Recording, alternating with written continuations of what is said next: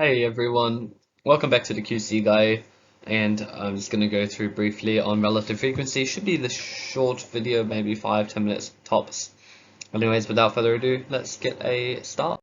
So, what is it, and the practical probability as well as the applications of it. So, relative frequency is the number of times the event occurred in the simulation or the experiment that you conducted. And pretty much the relative frequency you just calculate by the number of trials that the thing you wanted to occur over all the trials conducted. And you might see it in a case where it's like, if the part is defective or not. I'll just give you an example of a simple one. So simple relative frequency will be like, okay,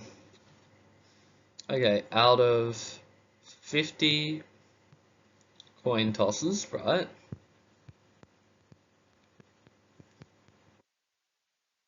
There was maybe 18 heads and 32 tails. And it might ask like relative frequency of heads, which would just be equal to 18 over 50. So you get your event, how many times that occurred, divided by a total. Applications. So, example 1. The weather has been fine. Oh my god. The weather has been fine on Christmas Day in Brisbane for 32 of the past 40 Christmas days. Calculate the relative frequency of fine weather on Christmas Day. 32 fine days. Okay, 32. And there are 40 days measured. 32 over 40. 16 over 20 is the same thing as that. 8 over 10. 4 over 5. Simplified fully, but you can just leave your answer as 32 over 40. Example 2 is a little bit more complicated, where it's like determine if the batch is unsatisfactory. Okay, how do I do that? So the batch is considered unsatisfactory if more than 15% of globes burned for less than 1,000 hours.